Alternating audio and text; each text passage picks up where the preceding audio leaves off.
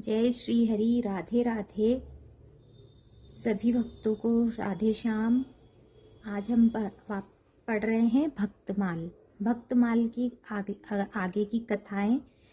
अभी हम 24 अवतार कथाएं पढ़ रहे हैं। उसमें हमने कल की अवतार की कथा पढ़ी थी और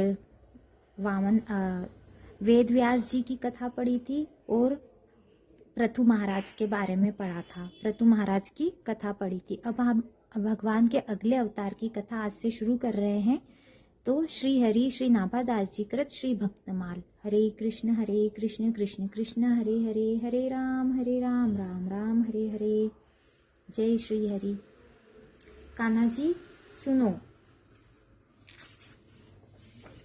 कान्हा जी, अब अपन भक्तमाल में भगवान के 14वें, कल हमने 13 अवतार की तक पढ़े थे। आज हम भगवान के 14वें अवतार श्री हंस अवतार की कथा पढ़ेंगे।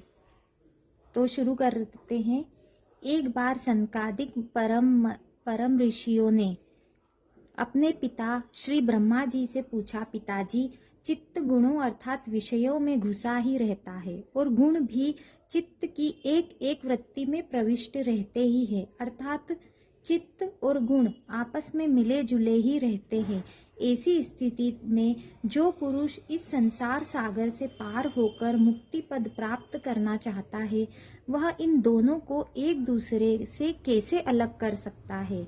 यद्यपि श्री ब्रह्मा जी देव शिरोमणि स्वयंभू और सब प्राणियों के जन्मदाता है, तो भी कर्म प्रवण बुद्धि होने से इस प्रश्न का समुचित समाधान न कर सके।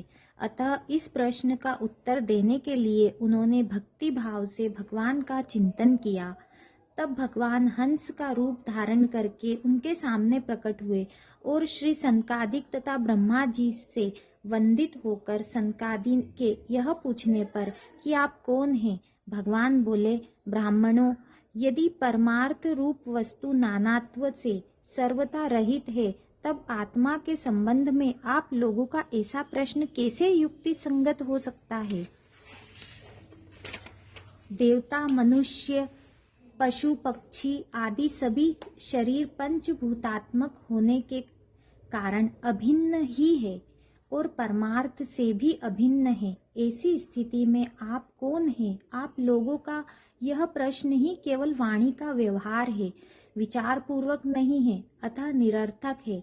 मन से, वाणी से, दृष्टि से तथा अन्य इंद्रियों से जो कुछ भी ग्रहण किया जाता है, वह सब मैं ही हूँ, मुझसे भिन्न और कुछ नहीं है। यह सिद्धांत आप लोग तत्व विचार के द्वारा समझ लीजिए।